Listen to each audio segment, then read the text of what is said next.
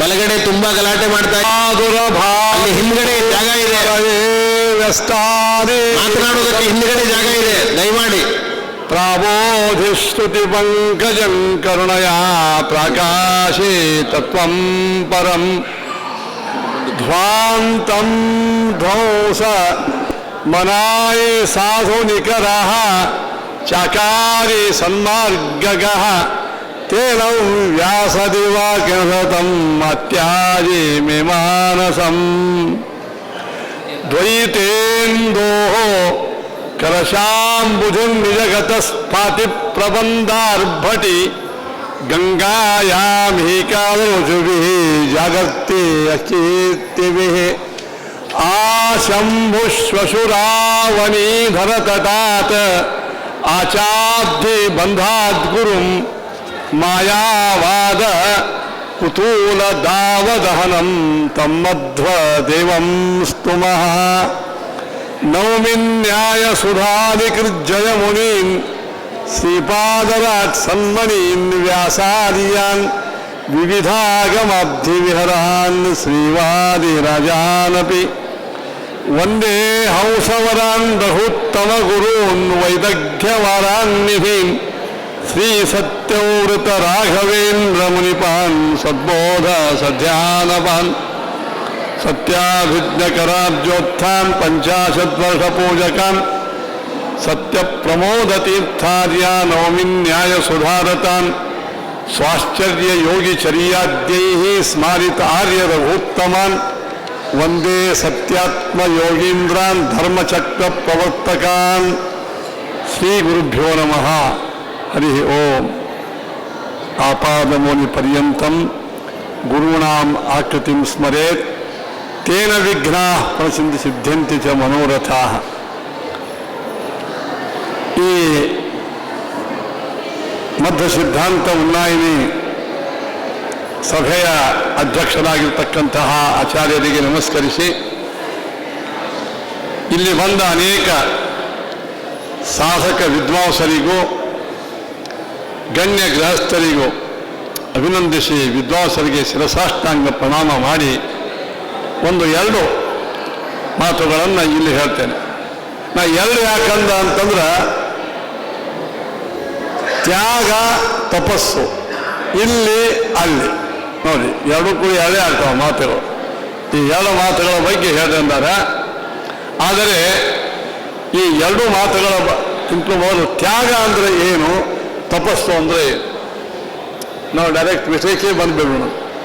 ತ್ಯಾಗ ಅಂದರೆ ಏನು ಸಾಮಾನ್ಯ ನಿಮ್ಮೆಲ್ಲರಿಗೂ ತ್ಯಾಗ ಅಂತಂದರೆ ನಮ್ಮ ಸ್ವಾಮಿತ್ವವನ್ನು ಬಿಟ್ಟು ಇನ್ನೊಬ್ಬರಿಗೆ ಅದನ್ನು ಕೊಡೋದು ತ್ಯಾಗ ಅಂತ.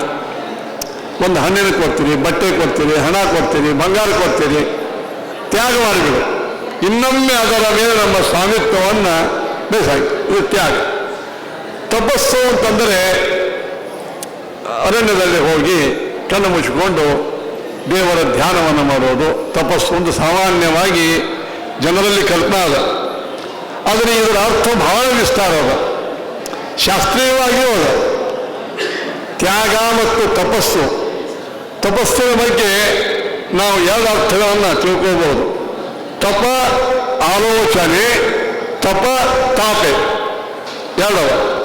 ತಪ ಅಂದರೆ ಆಲೋಚನೆ, ಚೆನ್ನಾಗಿ ವಿಚಾರವನ್ನು ಮಾಡೋದು. ಇದಕ್ಕೆ ಒಂದು ಧಾತು ನಿಷ್ಪನ್ನವಾಗಿರ್ತಕ್ಕಂಥ ಇದು ಅರ್ಥ. ಚೆನ್ನಾಗಿ ವಿಚಾರವನ್ನು ಮಾಡೋದು ತಪ ಅಂತ. ಇನ್ನೊಂದು ತಪ ತಾಪೆ, ದೇಹವನ್ನು ದಂಡಿಸುವುದು. ಅದು ಏಕಾದಶಿ ಉಪವಾಸ ಆಗಿರಬಹುದು, ವಿಷ್ಣು ಪಂಚಕ ವ್ರತ ಆಗಿರಬಹುದು, ಸ್ವಾಮಿಗಳನ್ನು ತಗೋತಕ್ಕಂಥ ಮುದ್ರಾಧಾರಣ ಆಗಿರಬಹುದು. ಇದು ನಮ್ಮ ದೇಹವನ್ನು ಅನೇಕ ಕಠಿಣವಾದ ವ್ರತಗಳನ್ನು ಕೆಲಸ ಮಾಡೋದು. ಅದಕ್ಕೆ ರಾಯರು ಬರೀತಾರೆ ತಪ ಬ್ರಹ್ಮಚರ್ಯಾದಿ ಅಂತ. ರಾಘವೇಂದ್ರ ಸ್ವಾಮಿಗಳವರು ಮತ್ತು ಶ್ರೀಮದಾಚಾರ್ಯ ನಿರ್ಣಯದಲ್ಲಿ ಹೇಳಿದ್ದಾರೆ, ತಾತ್ಪರ್ಯ ನಿರ್ಣಯದಲ್ಲಿ. ಅದನ್ನು ನಾವು ಇಲ್ಲಿ ವಿಚಾರವನ್ನು ಮಾಡಿದಾಗ ಇಷ್ಟು ವಿಸ್ತೃತವಾಗಿರತಕ್ಕಂಥ ಅರ್ಥ. ಇನ್ನೊಂದು ಈ ತಪ ಮತ್ತು ತ್ಯಾಗ. ತಪಸ್ಸಿನ ಬಗ್ಗೆ ಭಗವದ್ಗೀತೆಯಲ್ಲಿ ನಾವು 16-17 ಅಧ್ಯಾಯಗಳಲ್ಲಿ ಕಾಣ್ತೇವೆ. ತಪಸ್ಸು 3, ಒಂದು ಸಾತ್ವಿಕ, ರಾಜಸ, ತಾಮಸ. ಮತ್ತು 3 ತಪಸ್ಸು. ಒಂದು ದೈಹಿಕ, ಒಂದು ವಾಚನಿಕ, ಒಂದು ಮಾನಸಿಕ. ಅದನ್ನೇ ನಾವು ಇಲ್ಲಿ ಕೇಳ್ತೇವೆ. ಸಾತ್ವಿಕ ತಪಸ್ಸು ಯಾವುದು ಅಂತ ಕೇಳಿ, ಸಾತ್ವಿಕಾದಿ ಬೇನಶುಧ. ಅದಕ್ಕೆ ಸತ್ಕಾರ ಮಾನ ಪೂಜಾರ್ಥಂ ಅಂತಾರೆ. ಸತ್ಕಾರ, ಮಾನ, ಪೂಜಾ, ನಾವು ಇವುಗಳನ್ನು ಅಪೇಕ್ಷಿಸಿಕೊಂಡು ತಪಸ್ಸನ್ನು ಮಾಡುವುದು ಅಷ್ಟು ಯೋಗ್ಯ ಅಲ್ಲ ಅಂತ ಹೇಳ್ತಾರೆ. ಮೊದಲು ನಾವು ಶಾರೀರಿಕ ತಪಸ್ಸು ಮತ್ತು ಮಾನಸಿಕ ತಪಸ್ಸು, ಇದು ವಾಂಗ್ಮಯ ತಪಸ್ಸು. ದೇವದ್ವಿಜ ಗುರುಪ್ರಾಜ್ಞ ಪೂಜನಂ ಶೌಚಮರ್ಜವಂ ಬ್ರಹ್ಮಚರ್ಯಂ ಅಹಿಂಸಾಚ ಶಾರೀರಂ ತಪ ಉಚ್ಯತೆ. ನೋಡಿ, ಇದು ತಪಸ್ಸೇ. ಇದು ಬ್ರಹ್ಮಚರ್ಯ. ಯೋಗ್ಯರಿ ಶಾಸ್ತ್ರೀಯ ಬ್ರಹ್ಮಚರ್ಯ. ಎಂಥ ಬ್ರಹ್ಮಚರ್ಯ! ಗೃಹಸ್ಥಾಶ್ರಮಿಗಳಿಗೆ ಬ್ರಹ್ಮಚರ್ಯ ಅಂತಂದರೆ ಹೆಂಡತಿಯನ್ನು ಬಿಟ್ಟು ಹೋಗುವುದಲ್ಲ. ಬ್ರಹ್ಮಚರ್ಯ ಅಂತಂದರೆ ಸ್ವಪತ್ನಿಯಿಂದ ಸಂತುಷ್ಟನಾಗಿ ಪರಸ್ತ್ರೀಯರನ್ನು ಎಂದೆಂದೂ ಕೂಡ ಕಣ್ಣೆತ್ತಿ ನೋಡದೇ ಇದ್ದದ್ದು. ಸನ್ಯಾಸಿಗಳಿಗೆ ಬ್ರಹ್ಮಚರ್ಯ ಅಂದರೂ ಸಾಕಷ್ಟು ಹೇಳಿದ್ದಾರೆ. ನಾನು ಮೊನ್ನೆ ಈ ಉತ್ತರ ಭಾರತದ ಅನೇಕ ಸನ್ಯಾಸಿಗಳಿದ್ದಾರೆ. ನಮ್ಮಲ್ಲಿಯೂ ಸಾಕಷ್ಟು ಇಂಥ ಸನ್ಯಾಸಿಗಳಿದ್ದಾರೆ. ಒಬ್ಬ ಮಧ್ಯಯುಗದ ಒಳಗೆ ಒಬ್ಬ ಸನ್ಯಾಸಿ, ಸನ್ಯಾಸಿ ಕೂಡ, ಅವನು ಭಿಕ್ಷಾ ಬೇಡ್ಕೋತ ಹೋಗ್ತಿದ್ದು. ಓಣಿ ಒಳಗೆ ಭಿಕ್ಷಾ ಬೇಡ್ಕೋತ. ಅವನು ಕಣ್ಣುಗಳು ಸ್ವಲ್ಪ ಕೂಡಿದ್ರು ಕಣ್ಣು ನೋಡ್ಲಿಕ್ಕೆ ಭಾಳ ಚಂದಿತ್ತು. ಅವನ ಕಣ್ಣುಗಳು ಏನ್ರಿ, ಸುಂದರ ಕಣ್ಣುಗಳು, ದೃಷ್ಟಿ ಕಡಿಮೆ ಇತ್ತು. ಒಬ್ಬ ನವ ತರುಣಿ ದಿನಾನು ಅವನಿಗೆ ಭಿಕ್ಷೆ ಹಾಕ್ತಾರೆ. ಶ್ರೀಮಂತರ ಮನೆಯವರು ದಿನ ಯತಿಯ ಭಿಕ್ಷುಕ ಸನ್ಯಾಸಿ ಬಂದಾಕ್ಷ ತಾನೇ ಹೊರಗೆ ಬಂದು ಒಂದು 5 ನಿಮಿಷ ಒಂದು ನೋಡ್ಕೋತ ನಿಂತು ಆಮೇಲೆ ಭಿಕ್ಷಾ ಹಾಕ್ತ. ಆಗ ಅವ ಅಂದ, ನೀ ಭಿಕ್ಷಾ ಬೇಗನೆ ಯಾಕೆ ಹಾಕಂಗಿಲ್ಲ ನನಗೆ ಅಂತ. ಇಲ್ಲ, ನಿಮ್ಮ ಕಣ್ಣು ಭಾಳ ನೋಡ್ಲಿಕ್ಕೆ ಚಂದವ, ಅದಕ್ಕೆ ನಾನು ಆ ಚಂದ ಕಣ್ಣುಗಳನ್ನು ನೋಡ್ಕೋತ ಆಮೇಲೆ ನಾನು ಭಿಕ್ಷಾ ಹಾಕ್ತೀನಿ. ಹೀಗೊಂದು 5-6 ದಿವಸ ಭಿಕ್ಷಾ ಆಯಿತು. ಒಂದು ದಿವಸ ಭಿಕ್ಷುಕ ಒಬ್ಬನ ಕೈ ಹಿಡ್ಕೊಂಡು ಕುಂಟ್ಕೋತ ಬಂದ. ಅವನ 2 ಕಣ್ಣುಗಳು ತೆಗ್ಗಾಗಿಬಿಟ್ಟಿದ್ದು. ಅದನ್ನು ಅವಳ ಯುವತಿಯ ಕೈ ಒಳಗೆ ಹಿಡಿದ ತಟ್ಟೆಯಲ್ಲಿ ಏನು ಮಾಡಿದ, ತನ್ನ 2 ಕಣ್ಣು ಕಿತ್ಕೊಂಡಿದ್ದು ಮೊದಲು ನಾವು ಅದನ್ನು ನಾವು ತಟ್ಟೆಯಲ್ಲಿ ಹಾಕಿ ಅವ ಯಾರು ಘಟನಾ ಇದು ಅದು ಹಾಕಿಬಿಟ್ಟ. ಆ ಗಾಬರಿಯಾದ್ರು, ಇವತ್ತು ನಿನ್ನ ಕಣ್ಣು ಎಷ್ಟು ಚಂದವ, ಅದೇ ಚಂದ ಕಣ್ಣವರ ನೀವು ತೊಗೊಂಡಿರೋ ಅಂದ್ಬಿಟ್ಟು. ನನ್ನ ಚಂದ ಕಣ್ಣ ನಿನಗೆ ಅರ್ಪಣ. ಅಮ್ಮ, ನೀ ಕುಲಸ್ತ್ರೀ ಇದ್ದೀರಿ, ಒಳ್ಳೆ ಉತ್ತಮ ಮುತ್ತೈದಿ, ಒಳ್ಳೆ ಸಂಸಾರವಾಗಿದ್ದೀರಿ. ಪರಸ್ತ್ರೀಯರನ್ನು ನೋಡುವುದು ಹೆಂಗೆ ಪುರುಷನಿಗೆ ಪಾಪವು, ಹಾಗೆ ಪರಪುರುಷರ ಸೌಂದರ್ಯವನ್ನು ನೋಡುವುದು ಸ್ತ್ರೀಯರಿಗೆ ಪಾಪ. ಅದಕ್ಕಾಗಿ ನನ್ನ ಕಣ್ಣ ನಿನ್ನ ಪಾತಿವೃತ್ಯಕ್ಕೆ ಧಕ್ಕೆ ಬರ್ತಿತ್ತು, ನನ್ನ ಸೌಂದರ್ಯ ನಿನ್ನ ಪಾತಿವೃತ್ಯ ಕೆಡಿಸ್ತಿತ್ತು. ಅದಕ್ಕೆ ನಿನ್ನ ಪಾತಿವೃತ್ಯ ಧರ್ಮ ಗಟ್ಟಿಯಾಗುವ ಸಲುವಾಗಿ ಇವತ್ತು ನಾನು ತ್ಯಾಗ ಮಾಡ್ತಾ ಇದ್ದೇನೆ ಅಂತ ತಿಳ್ಕೊಂಡು ಅವ ಕೊಟ್ಟ ಅಂತೆ. ಮತ್ತಾರೂ ಅಲ್ಲ, ಇವತ್ತು ನಾವೇನು ಉತ್ತರ ಭಾರತದ ಯೋಗಿ ಆದಿತ್ಯನಾಥ್ ಯೋಗಿ ಮುನೀಶ್ವರಿದ್ದಾನೆ. ಅವನೊಂದು ಮಠ ಅದ ಗೋರಖ್ಪುರ, ನಾವು ಮೊನ್ನೆ ಹೋಗಿದ್ದೀವಿ ಅಲ್ಲಿ, ಗೋರಖ್ನಾಥ್ ಮಠ ಅಂತ. ಆ ಗೋರಖ್ನಾಥ ಮಠದ ಮೂಲ ಪುರುಷ ಈ ಬ್ರಹ್ಮಚಾರಿ ಇದ್ದವ, ಅದ್ಭುತ ಬ್ರಹ್ಮಚಾರಿ. ಅವನು ಎಲ್ಲ ಸ್ತ್ರೀಯರಿಗೆ ಅಷ್ಟೇ ಅಲ್ಲ, ಎಲ್ಲರಿಗೂ ಸಾಧಕರು ಹೇಳ್ತಾನಂತೆ, ನಮ್ಮ ಸೌಂದರ್ಯ ಇತ್ಯಾದಿಗಳು ದೇವರು ಕೊಟ್ಟು ಸೌಂದರ್ಯ ಭೋಗ ಮಾಡಬೇಕು, ಆದರೆ ಅದು ಕೆಟ್ಟ ಹಾದಿ ಹಿಡಿಸಬಾರದು ಅಂತ ಸ್ತ್ರೀಯರಿಗೆ ಹೇಳಿದಂತೆ. ನಿನ್ನ ಪಾತಿವೃತ್ಯ ಕೆಡಬಾರದು, ನನ್ನ ಬ್ರಹ್ಮಚರ್ಯ ಕೆಡಬಾರದು. ಆ ಹೆಣ್ಮಗಳು ತನ್ನ ಸ್ತೋತ್ರ ಮಾಡ್ತಾಳಂತ ಅವನು ವಶ ಆಗಿಬಿಟ್ಟ ಅಂದರೆ ನಾನು ಕೆಡಬಹುದು, ನೀನು ಕೆಡಬಹುದು. ನಮ್ಮಿಬ್ಬರ ವೃತಕ್ಕಾಗಿ, ನಮ್ಮಿಬ್ಬರ ತಪಸ್ಸಿಗಾಗಿ ಇನ್ನು ತ್ಯಾಗ ಮಾಡಲಿಕ್ಕತ್ತೀನೋ ಅಂತ ಹೇಳ್ದಂತೆ. ನೋಡಿ, ತ್ಯಾಗ ತಪಸ್ಸಿನಲ್ಲಿ ಪರಿವಸಾನ ಆಗಬೇಕು. ನಮ್ಮ ತ್ಯಾಗ ತಪಸ್ಸಿನ ಪರಿವಸಾನ ಆಗಬೇಕು. ಆ ತಪಸ್ಸು ಅದು ಭಗವಂತನ ಪ್ರೀತಿಯಲ್ಲಿ ಅದು ಪರಿವಸಾನ ಆಗಬೇಕು. ಅಂದ್ರೆ ಮಾತ್ರ ತ್ಯಾಗ ತಪಸ್ಸುಗಳಿಗೆ ಐಹಿಕ ಕೀರ್ತಿನೂ ಅದ ಮತ್ತು ಪಾರತ್ರಿಕ ಪುಣ್ಯನೂ ಅದ. ಇಲ್ಲಿ ಮತ್ತು ಅಲ್ಲಿ ವಿಷಯ ಕೊಟ್ಟಾಗ ಇಲ್ಲಿ ನೋಡ್ರಿ ನಮ್ಮ ತ್ಯಾಗದ ಸಂದೇಶ ಎಷ್ಟು ಉಪಯೋಗ ಬೀಳ್ತದೆ. ನಮ್ಮ ಸ್ವಾತಂತ್ರ್ಯ ಸಂಗ್ರಾಮದ ಒಳಗೆ ನಾವು ಅನೇಕ ವೀರದ ಕಥೆ ಕೇಳ್ತೇವೆ. ಒಬ್ಬ ವೀರ, ಒಬ್ಬ ಶೂರ, ಸ್ವಾತಂತ್ರ್ಯ ಯೋಧ ತನ್ನ ಮಧ್ಯ ವಯಸ್ಸಿನೊಳಗೇನೆ ಮನೆ ಮಠವನ್ನು ಬಿಟ್ಟು ಸ್ವಾತಂತ್ರ್ಯಕ್ಕಾಗಿ ನೀಳಗಂಬವನ್ನೇ ಏರಿದ. ಅವನು ತ್ಯಾಗ ಆಯಿತು. ಏನಾಗ್ತದ್ರಿಂದ ಮತ್ತು ನೂರಾರು ಮಂದಿ ಅವನ ಹಿಂದೆ ಬಂದು ಭಾರತ ಮಾತೆಯ ಸ್ವಾತಂತ್ರ್ಯಕ್ಕಾಗಿ ಅವರು ಹೋರಾಡಿದರು. ಎಂಥ ಒಬ್ಬ ಸನ್ಯಾಸಿ, ವೀರ ಸನ್ಯಾಸಿ, ನಮ್ಮಲ್ಲಿ ಕಥೆ ಓದ್ತಾ ಇದ್ದೆ. ಆ ವೀರ ಸನ್ಯಾಸಿ ಸ್ವಾತಂತ್ರ್ಯ ಸಂಗ್ರಾಮದೊಳಗೆ ಅವನು ಅಲ್ಲೇ ತಿರುಗಾಡ್ತಿದ್ದ. ಅವನಿಗೆ ಅನೇಕ ಜನ ಶಿಷ್ಯಂದರು ಆದರು, ಭಾರಿ ಶಿಷ್ಯಂದರು, ಪರದೇಶ ಶಿಷ್ಯಂದರು ಆದರು. ಪರದೇಶಕ್ಕೂ ಹೋದ. ನೋಡಿ ಭಾಳ ಚಂದ, ಸ್ಮಾರ್ಟ್, ಅದ್ಭುತ ಭಾಷಣ ಆ ಸನ್ಯಾಸಿಗಳು. ಎಷ್ಟೋ ಫಾರಿನ್ ಲೇಡೀಸ್ ಅವ್ರ ಶಿಷ್ಯರಾದರು. ಅವಾಗ ಅವ್ರು ಇಳ್ಕೊಂಡು ಜಾಗದಾಗ ಒಬ್ಬಾಕಿ ಸುಂದರ ಸ್ತ್ರೀ ತರುಣಿ ಬಂದ್ಲು ಅಂತ ನಮಸ್ಕಾರ ಮಾಡಿದ್ಲು. ಯಾಕೆ ಬಂದಮ್ಮ? ಇಲ್ಲ, ನಾನು ನಿಮ್ಮ ಲಗ್ನ ಆಗಲಿಕ್ಕೆ ಇಚ್ಛಾ ಮಾಡ್ತೇನೆ. ನೋಡ್ಲಿಕ್ಕೆ ಭಾಳ ಸುಂದರ ಇದ್ದೀರಿ ನೀವು ಮತ್ತು ಭಾಳ ವಾಗ್ಮಿ ಇದ್ದೀರಿ. ಲಗ್ನ ಯಾಕೆ ಆಗ್ತೀರಿ ಏನು ಅಂತ? ಇಲ್ಲ, ಸುಖಕ್ಕಾಗಿ ಅಲ್ಲ, ನಿಮ್ಮಂಥ ಶ್ರೇಷ್ಠ ಮಗನನ್ನು ಪಡೀಬೇಕಾದ್ರೂ ನಿಮ್ಮ ಲಗ್ನ, ನಿಮ್ಮಂಥ ಒಳ್ಳೆಯ ಮಗನನ್ನು ನಾವು ಪಡಿಬೇಕಾದ್ರೆ ಅಂಥ ನಿಮ್ಮ ಲಗ್ನ ಆಗಬೇಕು, ಒಳ್ಳೆಯ ಮಗನ ಪಡಿತಾನು. ಆಗ ಒಂದಂತ ಭಾಳ ಒಳ್ಳೆ ಮಾತಾಡಿದ್ವಿ. ನನ್ನ ಲಗ್ನ ಆಗಿ ನೀ ಮಕ್ಕಳನ್ನ ಪಡೆದಾಗ ಒಮ್ಮೊಮ್ಮೆ ಮಕ್ಕಳು ಅವು ನಂಗೂ ಆಗ್ತಾವ, ಅಪ್ಪನಂಗೂ ಆಗ್ತಾವ. ಅದು ಹೇಳಕ್ಕೆ ಬರಂಗಿಲ್ಲ. ಹೇಳಿ ಅಪ್ಪಿ ತಪ್ಪಿ ನಿನ್ನಂಗಾದ್ರೆ ಏನು ಮಾಡ್ತೀವಿ? ನೀ ಹೆಂಗೆ ನನ್ನ ಹತ್ತಿರ ಬಂದು ನನ್ನ ಬ್ರಹ್ಮಚಾರ ಹಾಳು ಮಾಡ್ಲಿಕ್ಕೆ ಬಂದೀವಿ, ಹಂಗೆ ನಿನ್ನ ಹುಟ್ಟಿದ ಮಗುನ ಹಂಗೆ ಆದರೆ ಅದೊಂದು ಕೆಲಸ ಮಾಡಿಬಿಡು. ನನ್ನನ್ನೇ ಮಗ ತಿಳ್ಕೊಂಡ್ಬಿಡು, ಹೋಯ್ತು ನೋಡಿ. ನನ್ನನ್ನೇ ಏನು ಮಾಡು, ನೀವು ಮಗ ಅಂತ ತಿಳ್ಕೊ, ನಾನು ನಿಮ್ಮ ತಾಯಿ ಅಂತ ತಿಳ್ಕೊತು. ಮಾತೃವತ್ ಪರದಾರೇಶು ಪರದ್ರವ್ಯೇಶು ಲೋಷ್ಟವತ್ ಆತ್ಮವತ್ ಸರ್ವಭೂತೇಶು ಯಃ ಪಶ್ಯತಿ ಸಪಶ್ಯತಿ ಅಂತ ಸ್ವಾಮಿ ವಿವೇಕಾನಂದನ ಮಾತು. ಸ್ವಾಮಿ ವಿವೇಕಾನಂದ ಅಲ್ಲಿ ಹೋದಾಗ ಇಂಥವರು ನಮ್ಮಲ್ಲಿ ಸಾಕಷ್ಟು ಮಂದಿ ಇದ್ದಾರೆ ಸನ್ಯಾಸಿಗಳು. ಇತ್ತೀಚೆಗೆ ಒಂದು ಕಥೆ ಹೇಳ್ತಾ ಇದ್ದೇನೆ. ಬ್ರಹ್ಮಚರ್ಯ ಅದು ಸನ್ಯಾಸಿಯ ಶ್ರೇಷ್ಠ ಧರ್ಮ. ಅದು ಬ್ರಹ್ಮಚರ್ಯ, ತಪಸ್ಸು, ತ್ಯಾಗ ಒಂದಷ್ಟು ನಮ್ಗೆಲ್ಲರಿಗೂ ಧರ್ಮಗಳು. ಆದ ಕಾರಣವೇನೆ ಸನ್ಯಾಸಿ ಆಗಿರ್ತಕ್ಕಂಥ ವ್ಯಕ್ತಿ ಹೆಂಗಿರ್ಬೇಕಂತಲಿಕ್ಕೆ ನಮ್ಗೆ ಇವ್ರ ಕಥೆ ಕಾಣಿಲ್ಲ. ನಮ್ಮಲ್ಲಿ ಎಂಥ ಟೀಕಾ ಉತ್ಪಾದರು ಕಾಂತ ಯುಗ್ಮಿ ಕನಕ ವದನೆ ಚಾರವ ಶೇಷ ಪ್ರತೀಕೆ ತಾರುಣ್ಯೇಯಂ ಕನಕ ವಸನ ಛಾದಿಕೆ ವರ್ತಮಾನೆ ಅಂತ ಹೇಳಿ ಇಷ್ಟೆಲ್ಲ ಇದ್ದಾಗ್ಯೂ ನ್ಯಸ್ತ ಶೇಷ ಯತೆ ಹೇಮಭೂತ್ ಸೈವ ಲೋಕೇ ವಿರಕ್ತಿ. ನೋಡ್ರಿ, ಟೀಕಾದುತ್ಪಾದರ ವೈರಾಗ್ಯವನ್ನು ನಾವು ಅನೇಕ ಸಲ ಹೇಳ್ತಿರ್ತೀವಿ. ನಾವು ಮಳಕೇಳಕ್ಕೆ ಹೋಗಿರ್ತೀವಿ. ಎಲ್ಲರಕ್ಕೆ ಹೋದಾಗ ಒಮ್ಮೆ ಸ್ಥಳ ಆಯ್ತು ನಮ್ದು. ಅಲ್ಲಿ ಸ್ವಲ್ಪ ಪಾಠ ಆಗಿದ್ದ ಮುಗಿಸ್ಕೊಂಡು 6:30 7 ಆಯ್ತು. ಭಯ ಬರ್ಲಿಕ್ಕತ್ತು ಎಲ್ಲರಿಗೂ. ಲಘು ಹೋಗುನೋದ್ರೆ ಸರ ಕಾದು ಹೋಗುನೋದ್ರೆ ಅಂತ ಸ್ವಲ್ಪ ನಿಂದರಪ್ಪ. ಇಲ್ಲೇ ಟೀಕಾದುತ್ಪಾದರ 600 ವರ್ಷಗಳ ಹಿಂದೆ ಈ ಗುಹಾದೊಳಗೆ ಕುಳಿತುಕೊಂಡು ಮಹಾನುಭಾವರು ತಪಸ್ಸನ್ನು ಮಾಡಿದ ಜಾಗ. ತಪ ಅಂದ್ರೆ ಏನು ಬರೇ ಕಣ್ಣು ಮುಚ್ಕೊಂಡು ಕೂತದ್ದಲ್ಲ, ಗ್ರಂಥಗಳನ್ನು ಬರೆದ ಜಾಗ ಇದು.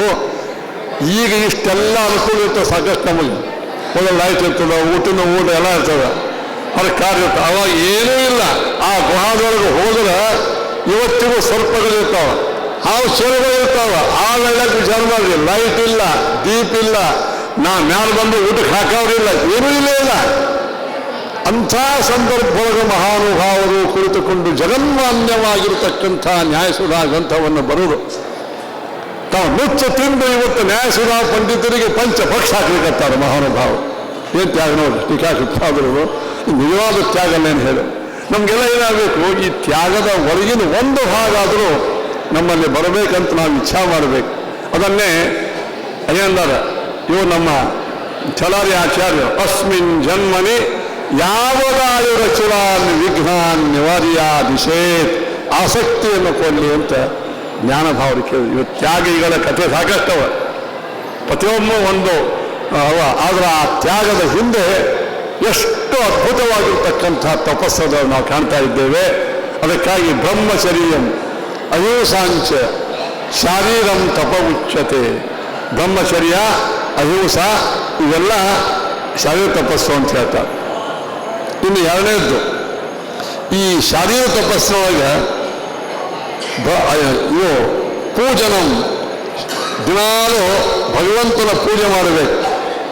ಧನುರ್ಮಾಸ ಬಂತೀಗ, ಅಥವಾ ಪ್ರತಿನಿತ್ಯವಾಗಿ ಎಷ್ಟೋ ಮಂದಿ 12 ವಾರಕ್ಕೊಮ್ಮೆ ಪೂಜೆ ಮಾಡ್ತೀವಿ, ಗುರುವಾರಕ್ಕೊಮ್ಮೆ ಮಾಡ್ತೀವೋ, ಬೇಡ. ಪ್ರತಿನಿತ್ಯವಾಗಿ ಅದು ಪೂಜಾ ನಡೀಬೇಕು. ಶುದ್ಧ ಮಡಿಯಿಂದ ಆಗಬೇಕು, ಸರ್ವತನದಿಂದ ಆಗಬೇಕು, ಅಹಿಂಸೆಯಿಂದ ಆಗಬೇಕು. ಇಲ್ಲಿ ಒಂದು ಟಿಪ್ಪಣಿಕಾರ ಬರೀತಾರೆ, ಸಮಾನ ಪೂಜಾ ಅಂದರೆ ಸಮಾನ ವಿಷಮಾ ಪೂಜಾ ವಿಷಮಾನಾಂ ಸಮಾ ತಥಾ ಕ್ರಿಯತೆ ಏನ ದೋಷೇಪಿ ದೇವೋಪಿ ಸ್ವಪದಾತ್ ಭಸ್ಯತೆ ಹಿ ಸಹ. ಪೂಜೆಯು ಕೂಡ ಸಮಪೂಜಾ, ವಿಷಮರಿಗೆ ಸಮಪೂಜಾ, ಸಮರಿಗೆ ವಿಷಮ ಪೂಜಾ ಆಯ್ತಂದ್ರೆ ದಯಮಾಡಿ ಯಾರು ಮಾತನಾಡಬಾರದು. ದೇವತೆಗಳಿದ್ದರೂ ಕೂಡ ಅವರು ತಮ್ಮ ಸ್ಥಾನದಿಂದ ಕೆಳಗೆ ಹೋಗ್ತಾರೆ ಎಂಬುವಂತಹದ್ದನ್ನು ಹಿಂದೆ ಮಾತನಾಡ್ತಾ ಇದ್ದೀರಿ, ದಯಮಾಡಿ ಯಾರು ಮಾತನಾಡಬಾರದು. ಎರಡನೇದು ವಾಂಗ್ಮಯಂ ತಪ ಉಚ್ಯತೆ, ದೈಹಿಕ ತಪಸ್ಸು. ವಾಂಗ್ಮಯ ತಪಸ್ಸು ಅಂತಂದ್ರೆ ಏನು? ಅನುದ್ವೇಗಕರಂ ವಾಕ್ಯಂ ಸತ್ಯಂ ಪ್ರೇಹಿತಂ ಚ ಯತ್ ಸ್ವಾಧ್ಯಾಯ ದಸನಂ ಚೈವ ವಾಂಗ್ಮಯಂ ತಪ ಉಚ್ಯತೆ. ಮೊದಲನೇದ್ದು ತಪಸ್ಸು. ನಾವು ಅತ್ಯುತ್ತಮ ಪಾಠ, ಪ್ರವಚನ, ಗ್ರಂಥಲೇಖನ, ಉಪನ್ಯಾಸ ಇವೆಲ್ಲ ನಾವು ಇವು ಮಾಡ್ತಾ ಇದ್ದೀವಿ. ಇವೆಲ್ಲ ಇದು ವಾಂಗ್ಮಯ ತಪಸ್ಸೆ ಮಾಡೇಬೇಕು. ಇದೇ ಬಹಳ ಮುಖ್ಯ. ಅದಕ್ಕೆ ಇದು ಈ ಅಧಿಕಾರ ಬರಬೇಕಾದ್ರೆ ಅನುದ್ವೇಗಕರಂ ವಾಕ್ಯಂ, ಆದಷ್ಟು ನಮ್ಮ ಮಾತು ಅದು ಇನ್ನೊಬ್ಬರಿಗೆ ಸಿಟ್ಟು ಬರುವ ಹಂಗೆ ಮಾತಾಡಬಾರ್ದು, ಇನ್ನೊಬ್ಬರಿಗೆ ಯಾವುದೋ ಒಂದು ವ್ಯಂಗ್ಯವಾಗಿ ಮಾತಾಡಬಾರ್ದು, ಇನ್ನೊಬ್ಬರ ಮೇಲೆ ಹಾಯಿಸಿ ಮಾತಾಡಬಾರ್ದು, ನನ್ನನ್ನೇ ಬೈತಾ ಇದ್ದಾನೆ ಎಂಬುವಂಥ ಬರುವ ಹಂಗೆ ಎಂದೂ ಮಾತಾಡಬಾರ್ದು. ಅದು ವಾಂಗ್ಮಯ ತಪಸ್ಸಲ್ಲದು. ನಾವು ಎಷ್ಟೇ ಅತ್ಯುತ್ತಮ ಉನ್ನತ ಮಟ್ಟದಾಗಿರಲಿ, ಯಾರೋ ಒಬ್ರು ಹಿಂದಕ್ಕಿದ್ರಂತ, ಎಷ್ಟೇ ಮಂದಿ ನಮಸ್ಕಾರ ಮಾಡಿದ್ರು ಅದೇ ಕಾಲ ಯಾವ ಹೊಳ ಸಿಕ್ಕದ ಸರಿ ಅಂತ ಹೇಳೋದು. ನಮಸ್ಕಾರ ಮಾಡಿ ಬಂದವ್ರಿಗೆ ಈ ಮಾತು, ಕಾಲ ಯಾವುದೋ ಒಂದು ಹೊಳ ಅದ ಅದನ್ನು ತೆಗೆದು ಒಯ್ಯಿರಿ ಅಂತ. ಎಂಥ ಕೆಟ್ಟ ಮಾತು ನೋಡ್ರಿ. ಅನುದ್ವೇಗಕರಂ ವಾಕ್ಯಂ, ಹಂಗಾಗಬಾರ್ದು. ನಾವು ಎಷ್ಟೇ ಉನ್ನತ ಮಟ್ಟದೊಳಗಿದ್ವಿ, ಅದಕ್ಕೆ ರಾಮದೇವರ ವರ್ಣನ ಮಾಡೋ ಕಾಲಕ್ಕೆ ರಾಮದೇವರ ಮಾತು ಹೆಂಗಿತ್ತು ಅಂತ ಕೇಳಿದರೆ ಪೂರ್ವಭಾಷಿ ಪ್ರಿಯಂ ವದಃ. ರಾಮದೇವರು ಹೆಂಗಿದ್ರು? ಪೂರ್ವಭಾಷಿ ಪ್ರಿಯಂ ವದಃ. ಯಾರೇ ಇರಲಿ, ದೊಡ್ಡ ರಾಜಕುಮಾರವ ಯಾದವೇಳೆಯೂ ರಾಮದೇವರು ಯಾವುದೇ ವ್ಯಕ್ತಿ ಭೇಟಿಯಾದಾಗ ಪೂರ್ವಭಾಷಿ ಮೊದಲು ಅವನೇ ಮಾತಾಡ್ತಿದ್ದಂತೆ. ರಾಮ ನಾ ಹೋದ ಸಲ ಮಾತಾಡ್ಸೇನೋ, ಈ ಅವ್ರ ಪಾಡಿ ಅದ, ಅವ್ರು ಮಾತಾಡಿ ನಾನು ಮುಂದೆ ಹೋಗುವಂತ ಇಲ್ಲ. ಪೂರ್ವಭಾಷೆ ಆಮೇಲೆ ಪ್ರಿಯವದಹ, ಪೂರ್ವಭಾಷೆ ಇದ್ದರೂ ಪ್ರೀತಿಯಿಂದ ಮಾತಾಡಿಸ್ಬೇಕು. ಕೆಲವರು ಮೊದಲು ಮಾತಾಡ್ಸಿದ್ದಾರೆ, ಏನ್ರಿ ಜೀವಂತಿದ್ದೀರಾ ಸತ್ತೀರಾ ಹಿಂಗಿರ ಕೇಳಿದ್ರೆ ಪೂರ್ವಭಾಷೆ ಆಯಿತು. ಪ್ರಿಯವದ ಇಲ್ಲ, ಪ್ರಿಯವದ ಪ್ರೀತಿಯಿಂದೂ ಮಾತಾಡಬೇಕು, ಮೊದಲು ಮಾತಾಡಬೇಕು. ಮತ್ತು ನಮ್ಮ ಮಾತು ಉದ್ವೇಗ ಆಗಬಾರ್ದು, ಅವರಿಗೆ ಮಾನಸಿಕ ಹಿಂಸೆ ಆಗಬಾರದು. ಇದು ವಾಂಗ್ಮಯ ತಪಸ್ಸು ಅಂತ ಹೇಳ್ತಾರೆ. ಸತ್ಯಂ ಪ್ರೇಹಿತಂಚಯತ್, ಅದು ಸ್ವಾಧ್ಯಾಯ. ಇನ್ನು ಎರಡನೇದು ಪ್ರತಿನಿತ್ಯವಾಗಿ ನಮ್ಮ ಗುರುಗಳು ಹೇಳಬೇಕು, ಸ್ವಾಧ್ಯಾಯ ತಪ ಆರ್ಜವಂ. ಪ್ರತಿನಿತ್ಯವಾಗಿ ನೀವು ಪಂಡಿತರಾಗಲಿ, ಪಂಡಿತರ ವಿದ್ಯಾರ್ಥ್ಯವಸ್ಥಾ ಇರಲಿ, ಪ್ರತಿನಿತ್ಯವಾಗಿ ನಾವು ಶಾಸ್ತ್ರಾಧ್ಯಯನ, ಶಾಸ್ತ್ರ ಅವಲೋಕನ ಮಾಡುವುದು ಇದು ವಾಂಗ್ಮಯ ತಪಸ್ಸು ಅಂತ. ಅದನ್ನೇ ನೀವು ಅನೇಕ ಸಲ ಕೇಳಿದ್ದೀರಿ. ಯಾದವಾರರಂತಹ ನಿತ್ಯ ಅಭ್ಯಾಸ ಮಾಡತಕ್ಕಂಥವರಿಗೆ ಏನ್ರಿ, ಯಾದವಾರ್ಯರು ನಿತ್ಯ ಅಭ್ಯಾಸ ಮಾಡೋರು, ಅವರಿಗೆ ವೇದೇಶ ತೀರ್ಥರು ಹೇಳ್ತಾರೆ ಏನು, ಕಾಲೋಯ ವೀರ ಸುತಶಾಸ್ತ್ರ ವಿಚಾರಹೀನ ಹೀನೋತ್ಸಯ ಗ್ರಸಿತ ಸಾಧು ಗುಣೋದಯಶ್ಚ ತಸ್ಮಾತ್ ಪವದ್ಯ ಮರುದಾತ್ಮಜ ದಿವ್ಯ ಶಾಸ್ತ್ರ ವ್ಯಾಖ್ಯಾನಿತಂ ಕುರು ಮಾತ್ಯಜೇತ್. ಆಶ್ಚರ್ಯ ಆಗ್ತದೆ. ಯಾದವಾರರಿಗೆ ವೇದೇಶ ತೀರ್ಥರು ಹೇಳಾರಂತ 3 ಮೈನಸ್ ಪಾಯಿಂಟ್ ಅವ. 3 ಕೆಟ್ಟ ಕಾಲ. ಈ ಕಾಲದಾಗ ಯಾರು ಒಳ್ಳೆ ಮಾತು ಯಾರು ಕೇಳಂಗಿಲ್ಲ. ಮೊದಲನೇದ್ದು ಏನ್ರಿ, ಮಧ್ವ ಶಾಸ್ತ್ರವನ್ನ ಕೇಳ್ತಕ್ಕಂಥ ಬಹಳ ಕಡಿಮೆ. ಇನ್ನು ಯಾರು ಓದಿಲ್ಲ, ಯಾರು ಏನೇನೋ ಚೆನ್ನಾಗಿ ಅಧ್ಯಯನ ಮಾಡಿಲ್ಲ, ಅವರಿಗೆ ಹೆಚ್ಚು ಮಹತ್ವ ಎಲ್ಲ ಕಡೆಗೆ. ಇದು ಎರಡನೇ ಮೈನಸ್ ಪಾಯಿಂಟ್. ಚಲೋ ಓದ್ಕೊಂಡವರಿಗೆ ಮಾನ ಮರ್ಯಾದೆ ಇಲ್ಲ, ಮತ್ತು ಅತ್ಯುತ್ತಮರಾಗಿರ್ತಕ್ಕಂಥವರಿಗೆ ಹೊರಗೆ ಮರ್ಯಾದೆನೂ ಇಲ್ಲ. ಗ್ರಸಿತ ಸಾಧು ಗುಣೋದಯಶ್ಚ. ಇನ್ನೇನಾದರೂ ಒಳ್ಳೆಯ ಮಂದಿ ಯಾರಾದರೂ ಇರ್ತಂದ್ರೆ ಅವರಿಗೆ ಕೆಟ್ಟ ಯಾವುದೋ ಒಂದು ಅಪಕೀರ್ತಿಯಿಂದ ಅವರ ಸೂರ್ಯನಿಗೆ ಗ್ರಹಣ ಹಿಡಿದಂಗೆ ಅವರು ಪ್ರಕಾಶ ಆಗ್ತಾರೆ ಹೊರಗೆ. ಇವು 3 ಮೈನಸ್ ಪಾಯಿಂಟ್.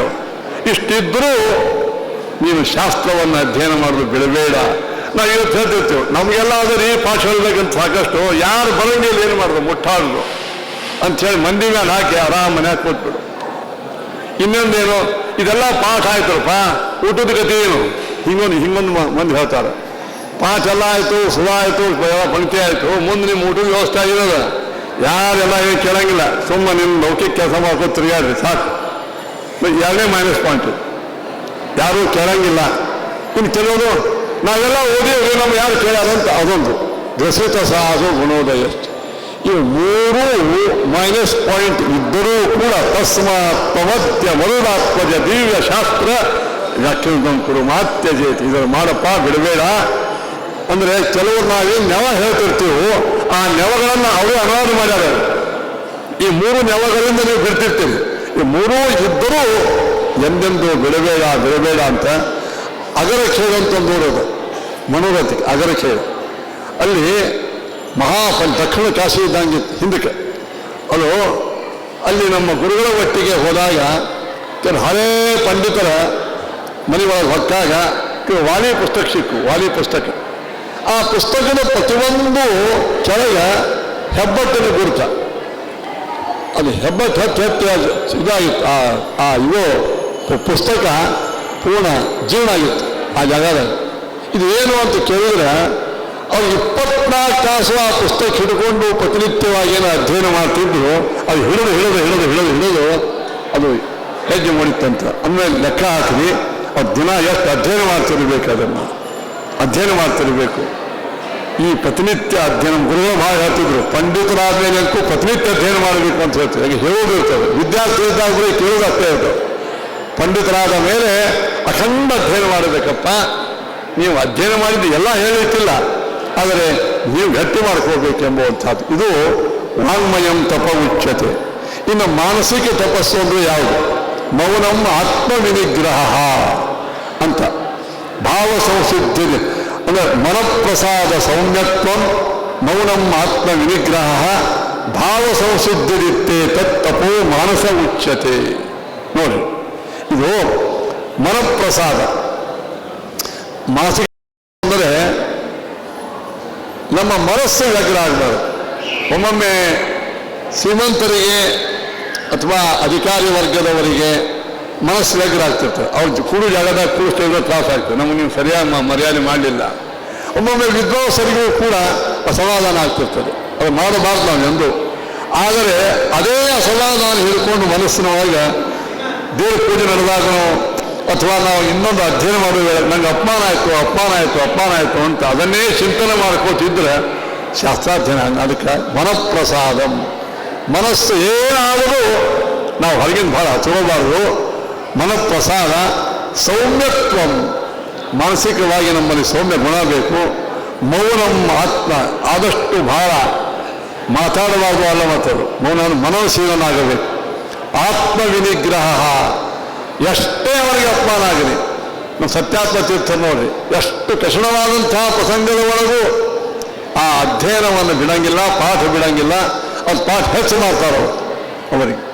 ಯಾವುದೇ ಹೊರಗಿನ ಮಠಾಧಿಕಾರಿಗಳನ್ನು ಅನೇಕ ಸಮಸ್ಯೆ ಇದ್ದೇ ಇರ್ತಾವೆ. ಆ ಎಲ್ಲ ಸಮಸ್ಯೆಗಳು ಇದ್ದಾಗಲೂ ನಾವು ಹೋಗಿ ಕೂತ್ಕೊಂಡಾಗ ಅವರು ಪಾಠ ಮಿನಿಮಮ್ 5-6 ತಾಸು ಪಾಠ ಇರ್ತಾರೆ. ಅದೇ ಪ್ರಸನ್ನ ಚಿತ್ತನ ಮನಸ್ಸು. ನಾವು ಈ ಉದಾಹರಣೆ ಯಾಕೆ ಕೊಳ್ಳಿಕತ್ತೀನಂದ್ರೆ ನಾವು ನೋಡಿದ್ದು ಅದು ಹೀಗೆ ಅನೇಕ ಮಹಾನುಭಾವರು ಇದ್ದಾರೆ. ಮತ್ತೆ ನಾವು ಒಬ್ಬರು ಹೇಳಕತ್ತಿಲ್ಲ, ನಮ್ಮ ಸಂಪರ್ಕ ಹೆಚ್ಚಿದ್ದು ಅವರು ನಾವು ನೋಡಿದಾಗ ಮಾನಸ ಸೌಮ್ಯತ್ವ ನೋಡಬೇಕು. ಅದು ಯಾವುದೇ ದುಃಖ ಸನುದ್ವಿಗ್ನ. ಅದಕ್ಕೆ ನಾವು ರಾಮಾಯಣಕ್ಕೆ ಹೋಗ್ಬೇಕಾಗ್ತದೆ. ರಾಮಾಯಣದಲ್ಲಿ ರಾಮದೇವರಿಗೆ ಪಟ್ಟಾಭಿಷೇಕಕ್ಕೆ ಕರೀತಾರೆ, ಬೆಳಿಗ್ಗೆ ಹೋಗ್ತಾರೆ. ಇನ್ನೂ ದಶರಥ ಬರಲಿಲ್ಲ. ದಶರಥ ಯಾಕೆ ಬರಲಿಲ್ಲ ಅಂತ ತಿಳ್ಕೊಂಡು ದಶರಥ ಇರ್ತಕ್ಕಂಥ ಸ್ಥಳಕ್ಕೆ ಹೋಗ್ತಾರೆ. ಅವನು ಕೈಕೇಯಿ ಮನೆ ಒಳಗೆ ಬಿದ್ದಿರ್ತಾನೆ ದಶರಥ.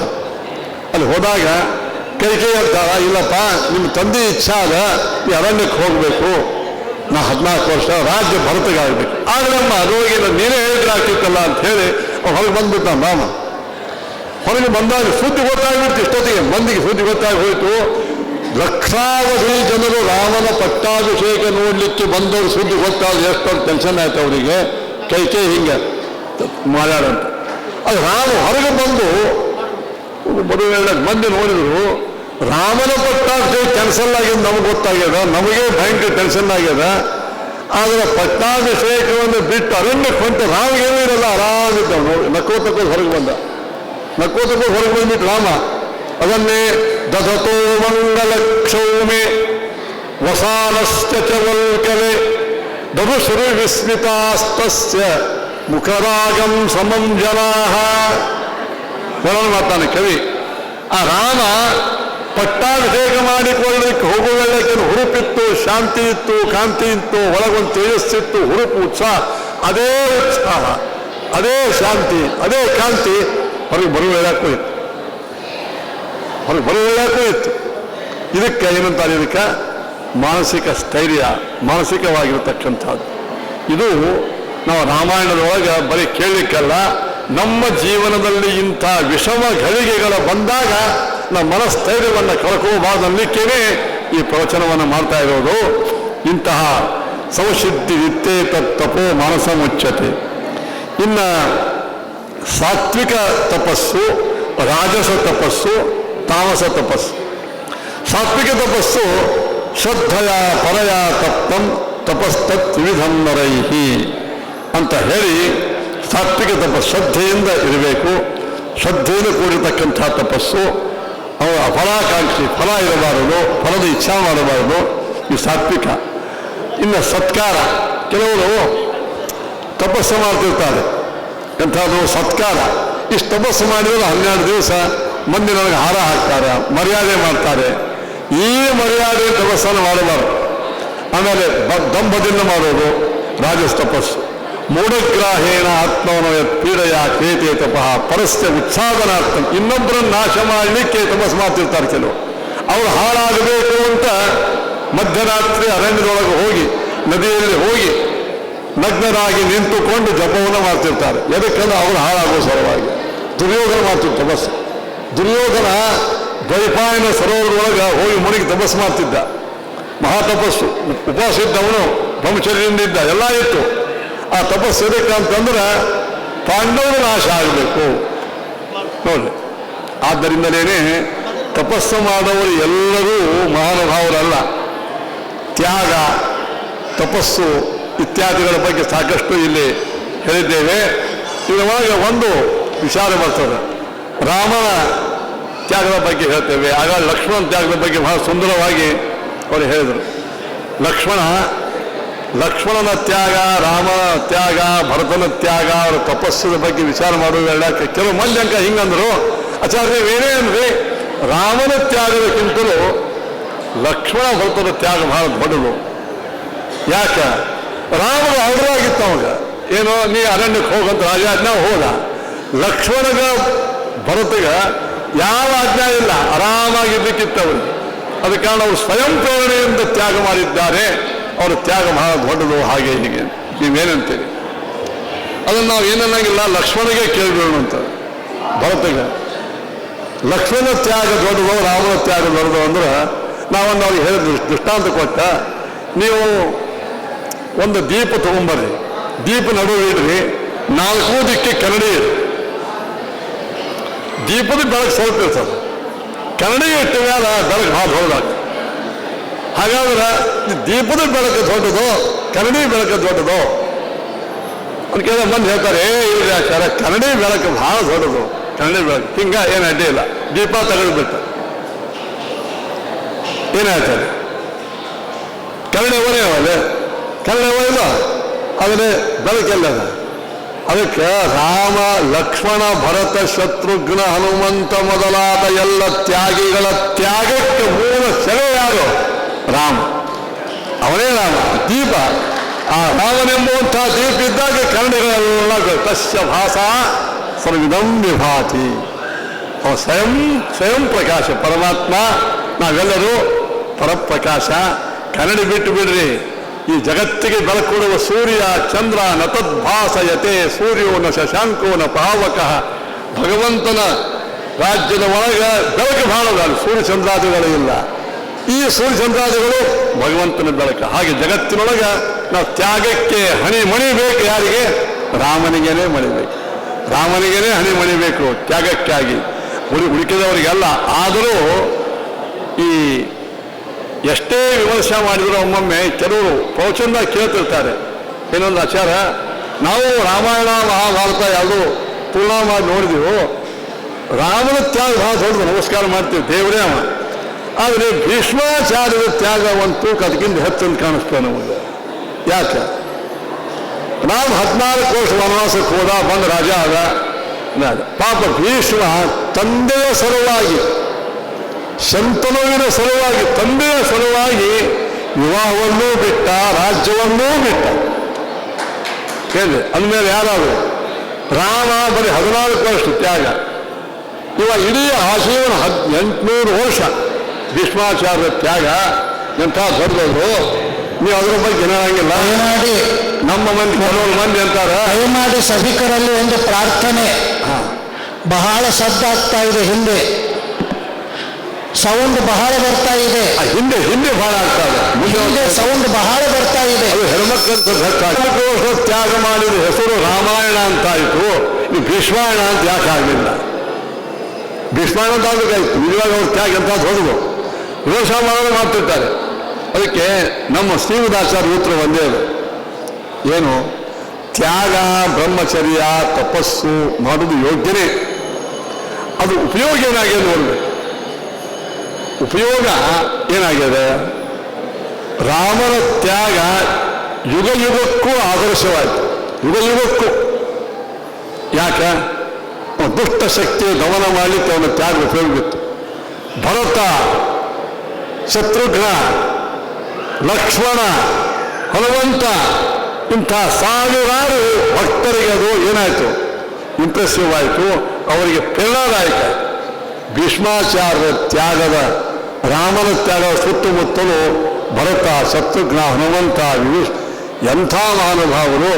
ಭೀಷ್ಮಾಚಾರ್ಯ ತ್ಯಾಗ ಎಲ್ಲಿತ್ತಂದ್ರೆ ದುರ್ಯೋಧನ, ದುಶ್ಯಾಸನ, ಕರ್ಣ ಇವರ ಮಧ್ಯದ ಒಳಗ ಆ ತ್ಯಾಗ, ಭೀಷ್ಮಾಚಾರ್ಯ ತ್ಯಾಗ ದಾಸ ಆಗಿ ಹೋಯಿತು. ಮುಂದೇನು ಉಪಯೋಗ ಇತ್ತು ಅವ್ರ ತ್ಯಾಗ, ಭೀಷ್ಮಾಚಾರ್ಯ ತ್ಯಾಗ.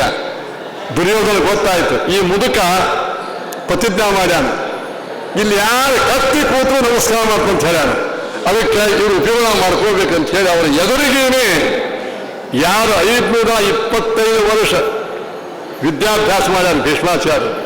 ನಮ್ಮ ಮಂದೆಲ್ಲ ಫಾರಿನ್ಗೆ ಹೋಗ್ತಾರೆ, ಫಾರಿನ್ ಅಲ್ಲ ಬೇರೆ ಲೋಕಕ್ಕೆ ಹೋಗಿ ಮಾಡಿ ಬಂದಾರ. ಬೃಹಸ್ಪತ್ಯಾಚಾರ್ಯ ಇಂಥ ಫಾರಿನ್ ರಿಟರ್ನ್, ಸ್ವರ್ಗ ರಿಟರ್ನ್ ಭೀಷ್ಮಾಚಾರ್ಯ ಅವ್ರದ್ದು ವಿದ್ಯಾಭ್ಯಾಸ. ಇಂಥ ಅದ್ಭುತವಾದಂತಹ ಭಾರೀ ತ್ಯಾಗ ಮಾಡಿದ ಭೀಷ್ಮಾಚಾರ್ಯದ ಎಜುಕೇಶನ್ ಎಂಥದ್ದು, ಅವರ ಅನುಭವ ಎಂಥದ್ದು, ದೂರದರ್ಶಿತ್ವ ಎಂಥದ್ದು, ಅವರ ಪ್ರಭಾವ ಎಂಥದ್ದು. ಇಷ್ಟೆಲ್ಲ ಇದ್ದರೂ ಒಬ್ಬ ಗೌರವಯುತ ಸ್ತ್ರೀಯರ ಶೀರಿಗೆ ಒಬ್ಬ ದುಷ್ಟ ಕೈ ಹಚ್ಚಿದಾಗ, ಇದು ನೀವು ಮಾಡು ತಪ್ಪೋ ಇದು, ಇದು ಮಾಡಬೇಡ, ನೀವು ಕೈ ಕಳೆದು ಹಾಕೇನೋ ಅನ್ನುವ ಬಾಯಿನ ಮಾತು ಬರಲಿಲ್ಲ. ಯಾಕೆ ಹೇಳ್ರಿ? ಆ ತ್ಯಾಗ ದಾಸ ಆಗಿತ್ತಲ್ಲ. ಭೀಷ್ಮರ ತ್ಯಾಗ, ಅವರ ಬ್ರಹ್ಮಚರ್ಯ ದುಷ್ಟ ಶಕ್ತಿಯಿಂದ ಕಟ್ಟಲ್ಪಟ್ಟಿತ್ತು. ಅದಕ್ಕೆ ತ್ಯಾಗ ತಪಸ್ಸುಗಳು ಏನಾಗಬೇಕು ಹೇಳಿದೆವು, ಅವು ಇನ್ನೊಬ್ಬರಿಗೆ ಮಾರ್ಕೊಳ್ಳಿಕ್ಕಾಗಬಾರದು, ಇನ್ನೊಬ್ಬರಿಗೆ ಅದು ದುರುಪಯೋಗ ಆಗಬಾರ್ದು, ಮಿಸ್ಯೂಸ್ ಅಂತಾರಲ್ಲ, ಅದು ಆಗಬಾರದು, ಆಗಬಾರದು. ಭೀಷ್ಮಾಚಾರ್ಯ ಇಲ್ಲ, ನಾವು ಉತ್ತರ ಕೊಡ್ತೀವಿ, ದೇವ್ರ ಇಚ್ಛಾ ಇತ್ತು ಇತ್ಯಾದಿ, ಅದಕ್ಕೆಲ್ಲ ನಿರ್ಣಯ ಸಾಕಷ್ಟು ಹೇಳ್ತೇವೆ. ಆಗಿದ್ದ ವಸ್ತುಸ್ಥಿತಿ ಇಷ್ಟದ. ಹಾಗಾದರೆ ಭೀಷ್ಮಾಚಾರ್ಯ ತ್ಯಾಗ ಏನಾಯ್ತು ಹೇಳ್ರಿ? ಅಲ್ಲಿ ನಡೀತಕ್ಕಂಥ ಪ್ರತಿಯೊಂದು ಅನ್ಯಾಯಗಳನ್ನು ಸ್ವಲ್ಪ ಪ್ರತಿಭಟನಾ ಮಾಡ್ಯಾರ, ಇಲ್ಲ ಅಂತ ಅನ್ನಂಗಿಲ್ಲ, ಮಾಡ್ಯಾರ, ತಡಿಲಿಕ್ಕಾಗಲಿಲ್ಲ. ಅದು ರಾಮನ ಕಣ್ಣೆದುರಿಗೆ ಒಂದೇನಾದರೂ ತಪ್ಪು ನಡೀತು ಅಂತಂದ್ರೆ ರಾಮ ಯಮ ಆಗಿಬಿಡ್ತಿದ್ದ. ರಾಮದೇವರು ಸ್ವಲ್ಪ ತಪ್ಪು ಮಾಡಿದ, ಸುಗ್ರೀವ ಲಘುನೇ ರಾಮ ಸಹಾಯ ಮಾಡಲಿಕ್ಕೆ ಬರಲಿಲ್ಲ. ಲಕ್ಷ್ಮಣ ಉಜ ಸಂಕುಚಿತ ಪಂಥ ಏನ ವಾಣಿ ಹತೋರನೆ ಸಮಯೇತಿಷ್ಟ ಸುಗ್ರೀವ ನೀನು ಮಾಭೂತ್ ಕಾಲ ವಿಪರ್ಯಯ, ನೀನು ತಪ್ಪು ಮಾಡಲಿಕ್ಕೆ ಸುಗ್ರೀವ, ಕರಾರು ಮಾಡಿದ್ದಿ, ಮಳೆಗಾಲ ಮುಗಿದ ಮೇಲೆ ನಾನು ನಿಮ್ಗೆ ಸಹಾಯ ಮಾಡ್ತಂತ ನೀ ಇನ್ನೂ ಮನೆಯೊಳಗೆ ಬಿದ್ದಿರಿ ಭೋಗ ಮಾಡ್ಕೋತ ಅದಕ್ಕೆ ಸಮಯೇಷ್ಟ ಸುಗ್ರೀವ ಮಾ ಭೂತ್ಕಾಲ ಪರ್ಯಾಯ ಮತ್ತೆ ಸಂಕುಚಿತ ಪಂಥ ಏನ ವಾಲಿ ಹತೋರಣೆ ವಾಲಿ ಯಾವ ಹಾದಿ ಹೋಗ್ಯಾನ ಇನ್ನೂ ಹಾದಿ ಹಂಗೆ ಅದ ಮುಚ್ಚಿಲ್ಲ ಅದನ್ನು ಖಬರ್ದಾರ್. ನೋಡ್ರಿ ರಾಮನ ಆಜ್ಞಾ ಹೆಂಗಿತ್ತು. ಅವ್ರು ತಂದು ಹೇಳಿಕತ್ತ ದಶರಥ ರಾಮ ಒಂದಿವ್ಸ ಬಿಟ್ಟಾದ್ರೂ ಹೋಗು ನಾ ಇರ್ತೇನೋ ನೀ ಲಘು ನಾನು ಬಿಟ್ಟು ಹೋಗಾರ ಇವತ್ತೊಂದಿರಂತ. ಅಪ್ಪ ಯಾಕೆ ಹೇಳಿಕತ್ತಿದಿ ಏನ ಸಂಸ್ತಂಭನೆಯೋ ಲೋಕ ಸರ್ವೋ ಬಾಷ್ಪಕುಲೋ ಜನ ತತ್ವಂ ಪುರುಷ ಶಾರ್ದೂಲ ಕಿಮತ್ವಂ ವಿಕೃತಿಂಗತಃ. ಅಪ್ಪ ನೀನು ಜಗತ್ತನ್ನ ಕಣ್ಣೀರು ಒರೆಸಬೇಕು ರಾಜ ಆಗಿ ನೀನೇ ಹೇಳಿಕತ್ರ ಹೆಂಗೆ ಸತ್ಯವನ್ನು ಪಾಲನೆ ಮಾಡಲಿಕ್ಕೆ ನಿನ್ನ ಪ್ರತಿನಿಧಿಯಾಗಿ ನಾ ಇದ್ದೇನೆ. ಅಪ್ಪ ನೀ ಅಳಬೇಡ. ನೋಡಿ ರಾಮ ನಾನೇನು ಮಾಡಲಿ ನಾ ಅರಣ್ಯಕ್ಕೆ ಹೊಂಟಿದ್ದು ನಮ್ಮವರಾಗಿದೆ ಏನು ಮಾಡ್ತಿದ್ದೆವು ನಾ ಏನೋ ಹೊಂಟಿದ್ದೆ ಅರಣ್ಯಕ್ಕೆ ನಮ್ಮ ಅಪ್ಪ ಬೇಡ ಅಂತಾನ ಮಮ್ಮಿ ಬೇಡ ಅಂತಾರ ಅಂತ ಮನೆಗೆ ಕೂತ್ಬಿಡ್ತೀವಿ. ರಾಮ ರಘುಕುಲ ರೀತಿ ಸದಾ ಚಲಿ ಆಯಿ ಪ್ರಾಣ ಜಾಯಿ ಪರ ವಚನನ ಜಾಯಿ ಅಂತ ತುಳಸಿದಾಸರು ಹೇಳಿದಂತೆ ಇಲ್ಲಿ ರಾಮನ ತ್ಯಾಗ ಎಂದು ಘುಟ್ನೆ ನ ಟೇಕದೀಯ. ಎಂದೂ ರಾಮನ ತ್ಯಾಗ ಇನ್ನೊಬ್ಬರಿಗೂ ನಮಸ್ಕಾರ ಮಾಡಲಿಲ್ಲ, ಇನ್ನೊಬ್ಬರಿಗೆ ಮಾರು ಹೋಗಲಿಲ್ಲ, ಸ್ವತಂತ್ರವಾಗಿ ಬೆಳೀತು. ದುರ್ಭಾಗ್ಯದಿಂದಲೋ ಏನು ಭೀಷ್ಮಾಚಾರ್ಯರು ದ್ರೋಣಾಚಾರ್ಯರು ಕರ್ಣ ಎಂಥ ತ್ಯಾಗಿ ಕರ್ಣ ಅಂಥ ತ್ಯಾಗಿ ಕರ್ಣನು ದುರ್ಯೋಧನಿಗೆ ದಾಸ ಆಗಿ ಹೋಯಿತು. ಅವಾಗ ನಮ್ಮಲ್ಲಿ ಹೇಳ್ತಾರ ನಮ್ಮ ತಪಸ್ಸು ನಮ್ಮ ತ್ಯಾಗ ಇಲ್ಲಿ ಅಲ್ಲಿ ಒಳ್ಳೆ ಫಲ ಕೊಡಬೇಕಾದರೆ ಅದು ಸದುಪಯೋಗ ಆಗಬೇಕು. ಅದು ಮುಂದಿನ ಜನಾಂಗಕ್ಕೆ ಕನ್ಸ್ಟ್ರಕ್ಟಿವ್ ರೀತಿ ಒಳಗದು ಏನಾದ್ರು ಬಿಲ್ಡಪ್ ಆಗಬೇಕದು ಚೆನ್ನಾಗಿ ಹೊರತು ಬರೀ ತ್ಯಾಗ ಮಾಡಿದ. ರಾವಣ ತಪಸ್ಸು ಮಾಡಿದ್ದ ಎಷ್ಟು 10,000 ತಪಸ್ಸು ಮಾಡಿದ ರಾವಣ. ಅವನು ಹೆಂಗ ಉಪವಾಸ ಮಾಡಿದ್ದ ದುಷ್ಟದ್ಯವನು ಹಿರಣ್ಯಕಶಿಪು ರಾವಣ ಕುಂಭಕರ್ಣ ಇವರೇನು ಸಾಮಾನ್ಯರೋ ಇವರು ಎಂಥ ತ್ಯಾಗಿ ಇವ್ರಿಗೂ 10,000 ಗಟ್ಟಲೆ ವರ್ಷಗಟ್ಟಲೆ ಬ್ರಹ್ಮಚರ್ಯದಿಂದ ಅಯೋಸೆಯಿಂದ ಭಾಳ ತಪಸ್ಸು ಮಾಡ್ಯಾರ. ತಪಸ್ಸು ಮಾಡಿದ ಫಲ ಏನಾಯಿತು? ಒಬ್ಬ ಮಾನವಂತ ಸ್ತ್ರೀಯನ್ನು ಅಪಹರಣ ಮಾಡಿದ ಪರ್ಯವಸಾನ ಆಯಿತು. ತಪಸ್ಸು ತ್ಯಾಗ ಮಾಡೋದು ಬಹಳ ಮಹತ್ವ ಅಲ್ಲ, ಅದು ಎದಕ್ಕೆ ಬಹಳ ಮಹತ್ವದ ಅಂಥ ನೋಡಿ ನಮ್ಮ ಈ ಯಮದೇವರಿಗೆ ಹೋಗಿ ನೀವು ಹೋಗ್ತಾನೆ ನಚಿಕೇತ ಯಮಲೋಕಕ್ಕೆ ಹೋಗ್ತಾನೆ. ಏನು ಬೇಕಾದ್ರೆ ಬೇಡಪ್ಪ ನೀನು ಏನಷ್ಟೇ ನಾ ಹೇಳ್ತೀನಿ ಕೇಳಿ ನಿಮಾ ರಾಮ ಸರಥ ಸತೂರ್ಯಾ ಅಂತ ಹೇಳಿ ನಿನಗೆ 1,00,000 ವರ್ಷ ಆಯುಷ್ಯ ಭಾರಿ ಸಂಪತ್ತು ಕೊಡ್ತೇನೆ ಕೆಳಗೆ ಹೋಗು ಅಥವಾ ನೀರು ಮಾಡ್ತಿದ್ದೀನಿ ನಿಮ್ಮ ಅಪ್ಪನ ಇತ್ಯಾದಿ ವಿಚಾರ ಅಂದರೆ ಇಲ್ಲ. ಯಮದೇವರ ಒಂದು ಪ್ರಶ್ನೆಗೆ ಉತ್ತರ ಕೊಡ್ರಿ ನಿಮ್ಮ ಹೂ ಅಂತ ನಾನು ಏನು ಉತ್ತರ ಕೊಡಲಿ? ಅತಿ ದೀರ್ಘೆ ಜೀವಿತೆ ಕೋರಮೆ. ಭಾಳ ದಿವಸ ಇದ್ದವರು ಭೂಮಿ ಒಳಗೆ ಅರಾಗಾರಿದ್ದಾರೆ ಹೇಳಿ ಒಂದು ದೃಷ್ಟಾಂತ ಹೇಳಿ ಭಾಳ ವರ್ಷ ಬದುಕಿದವರು ಇಲ್ಲ. ಯಾವ ಬದುಕಿನಲ್ಲಿ ಅತ್ಯಂತ ದುಃಖ ಆಗ್ತದೋ ಅಂಥ ದುಃಖವನ್ನು ಏನು ಮಾಡಲಿ ತವೈವು ನಿನ್ನೆಲ್ಲ ಆಯುಷ್ಯ ಸಂಪತ್ತೆಲ್ಲ ಇದ್ದು ಬಿಡಲಿ ನಿಮಗೆ ಇದ್ದು ಬಿಡಲಿ ನನಗೆ ಭಗವತ್ ತತ್ವಜ್ಞಾನವನ್ನು ಹೇಳು. ನೋಡಿ ತ್ಯಾಗ ಇದಕ್ಕೆ ತ್ಯಾಗವನ್ನಂತಾರೆ. ಇದಕ್ಕೆ ಸಂಪತ್ತನ್ನು ತ್ಯಾಗ ಮಾಡಿ ತತ್ವಜ್ಞಾನದಲ್ಲಿ ಪರ್ಯವಸಾನ ಆಯಿತು. ಅದಕ್ಕೆ ನಚಿಕೇತ ಇವತ್ತಿಗೂ ನಚಿಕೇತ ಅಂತ ಹೆಸರಿಡ್ತಾರೆ ಮಂದಿ, ರಾಮ ಅಂತ ಹೆಸರಿಡ್ತಾರೆ. ಇಷ್ಟು ತ್ಯಾಗ ಮಾಡಿದ ರಾವಣ ಆಚಾರ್ಯರಿದ್ದಾರೆ ಅಂತ ಹೇಳಿದ್ರಿ ಅವರು ತ್ಯಾಗ ಮಾಡಿ ತಪಸ್ಸು ಮಾಡ್ಯಾರ. ಹೆಸರು ಯಾಕಿಲ್ಲ? ಅವರ ತ್ಯಾಗ ಅವರ ತಪಸ್ಸು ಅವರೆಲ್ಲ ವಿದ್ಯೆ ಬುದ್ಧಿಗಳು ಏನಾದರೂ ಹೇಳ್ರಿ ಜಗತ್ತನ್ನು ನಾಶ ಮಾಡಲಿಕ್ಕೆ ಕಾರಣ ಅದು. ಅದನ್ನೇ ಭಗವದ್ಗೀತಾ ಅದರೊಳಗೆ ಇದಕ್ಕೆ ತಾಮಸಿ ತಪಸ್ಸು ಅಂತಂತಾರೆ, ತಾಮಸಿ ತ್ಯಾಗ ಅಂತಂತಾರೆ. ಹಾಗೆ ನಮ್ಮಲ್ಲಿ ಆಗಬಾರದು. ಆಯ್ತಲ್ಲ 12:05 ಆಯಿತು. ಆದ ಕಾರಣ ಇಂತಹ ತ್ಯಾಗ ಮತ್ತು ತಪಸ್ಸುಗಳ ಬಗ್ಗೆ ನಾನು ಬರೀ ಪ್ರಸ್ತಾಪ ಮಾತ್ರ ಮಾಡಿದ್ದೇನೆ. 1-2 ದೃಷ್ಟಾಂತ ಕೊಟ್ಟಿದ್ದೇನೆ. ಸುಮಾರು ಒಂದು ತಿಂಗಳಾನುಗಟ್ಟಲೆ ಇದರ ಬಗ್ಗೆ ಹೇಳ್ತಕ್ಕಂತಹ ವಿಚಾರಗಳು ಇದರ ಒಳಗಿನ ಅದ್ಭುತವಾದಂತಹ ಮಾತುಗಳವ. ಇಷ್ಟಕ್ಕೆ ನಾನು ನಿಲ್ಲಿಸ್ತೇನೆ. ನಿಮ್ಮೆಲ್ಲ ವಿದ್ವಾಂಸರಿಗೆಲ್ಲ ಉಪನ್ಯಾಸ ಎಲ್ಲ ಇದು. ವಿದ್ವಾಂಸರು ಸಾಕಷ್ಟು ಜೀವನವನ್ನೇ ತ್ಯಾಗ ಮಾಡಿರಿ. ಎಷ್ಟೋ ವಿದ್ವಾಂಸರು ಇಲ್ಲಿ ಬರ್ತಕ್ಕಂಥ ತರುಣ ವಿದ್ವಾಂಸರು ನೋಡಿ ನನಗೆ ಸಂತೋಷ ಆಗ್ತದೆ. ಇವರೇ ಅಪ್ಪಿತಪ್ಪೇನಾದರೂ ಸಾಫ್ಟ್ವೇರ್ ಲೈನ್ದಾಗ ಹೋಗಿದ್ರು ಅಂದ್ರೆ ಇಷ್ಟೊತ್ತಿಗೆ ತಿಂಗಳ ಕೋಟ್ಯಾಧಿಪತಿ ಗಳಿಸ್ತಿದ್ರು ಎಲ್ಲ ವಿದ್ವಾಂಸರು. ಅವರೆಲ್ಲರೂ ಈ ತುಂಬ ತಾರುಣ್ಯದ ಒಳಗೆ ಲಕ ತಲೆ ಬೋಳ್ಕೊಂಡು ಶಿಖಾ ಬಿಟ್ಟು ಸಣ್ಣವರು ದೊಡ್ಡರೊಳಗೆ ಪಾಠ ಪ್ರವಚನ ಮಾಡಿಕೊಂಡು ಇದ್ದಾರಲ್ಲ, ಇದಕ್ಕಿಂತ ತ್ಯಾಗ ಯಾವುದಿಲ್ಲ ಜಗತ್ತಿನಾಗ. ಅದ್ಭುತ ತ್ಯಾಗ ಇದು.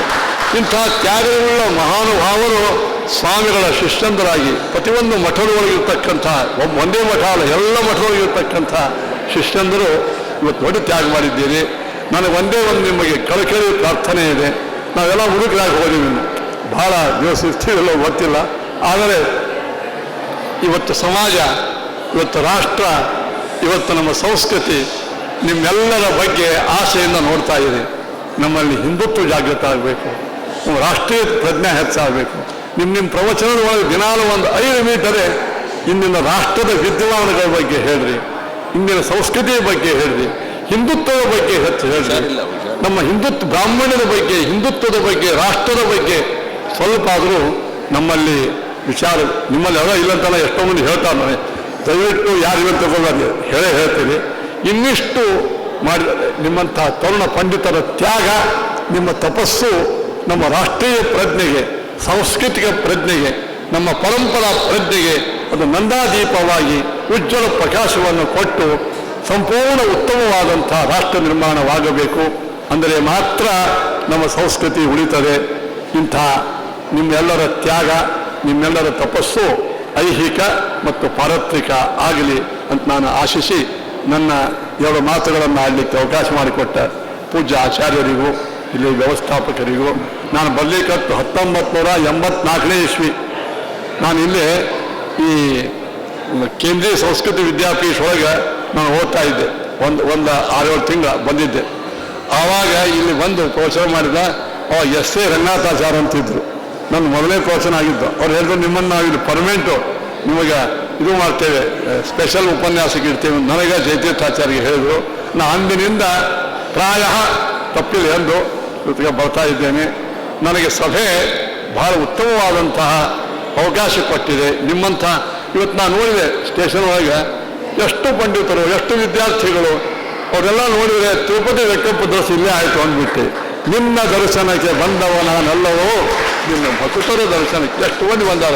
ಎಲ್ಲರೂ ಊರ್ಧ ಕುಂಡ್ರ ಅಕ್ಷತೆ ಅಂಗಾರ ಇದು ನೋಡಿ ಎಲ್ಲಿ ಸಿಗ್ತದೆ ಹೇಳಿದ್ರು. ಏಕ್ದಮ್ ಬೆಟ್ಟಕ್ಕೆ ಹೋದ್ರೆ ದೇವರು ಒಬ್ಬೇ ಕಾಣಿಸ್ತಾರೆ. ಆದರೆ ಇಲ್ಲಿ ಎಷ್ಟೋ ಪಂಡಿತರು ತಮ್ಮ ಜೀವನವನ್ನೇ ಅದಕ್ಕೆ ಮುಡುಪಾಗಿಟ್ಟಿರ್ತಕ್ಕಂಥ ತುಂಬ ತರುಣ ವಿದ್ವಾಂಸರು, ವೃದ್ಧ ವಿದ್ವಾಂಸರು ಎಲ್ಲರೂ ಬಂದಿದ್ದಾರೆ. ಇನ್ನೊಮ್ಮೆ ಶಿರಸಾಷ್ಟಾಂಗ ಪ್ರಣಾಮ ಮಾಡಿ ನಿಮ್ಮೆಲ್ಲರ ಗುಣಶ್ಚ ಭೂಯಾತ್ ಭಗವತ್ತನಂತೆ ಪ್ರತಿ ಪ್ರಸಂಗಶ್ಚ ತದಾಶ್ಚಯೇಶು ಮಹತ್ಸ ಯಾಮ್ಯಾಂ ಉಪಯಾಮಿ ಸೃಷ್ಟಿಂ ಮೈತ್ರಸ್ತುತೆ ಸರ್ವ ನವೋದ್ವಿಜೇಭ್ಯ ಅಂತ ಹೇಳ್ತಾ ನನ್ನ ಮಾತು ಮುಗಿಸ್ತೇನೆ. ಶ್ರೀ ಕೃಷ್ಣಾರ್ಪಣಮಸ್ತು. ಹರಯೇನ. ಪಂಡಿತ ಮಧ್ವಾಚಾರ್ಯ ಮೊಕಾಶಿಯವರು ಈಗ ಸಭೆಗೆ ಬಂದಂತಹ ಧರ್ಮಾಧಿಕಾರಿಗಳಲ್ಲಿ ಅವರು ಹಿರಿಯ ಧರ್ಮಾಧಿಕಾರಿಗಳು ಅಂತಂದರೂ ಕೂಡ ಅತಿಶಯೋಕ್ತಿ ಆಗಲಿಕ್ಕಿಲ್ಲ. ಅವರು ತ್ಯಾಗ, ತಪಸ್ಸು ಇದರ ಬಗ್ಗೆ ಸುಂದರವಾದ ಉಪನ್ಯಾಸವನ್ನು ನೀಡಿದ್ದಾರೆ.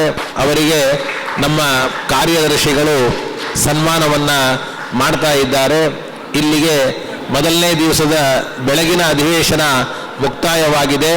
ಮಧ್ಯಾಹ್ನ ಸರಿಯಾಗಿ 3 ಗಂಟೆಗೆ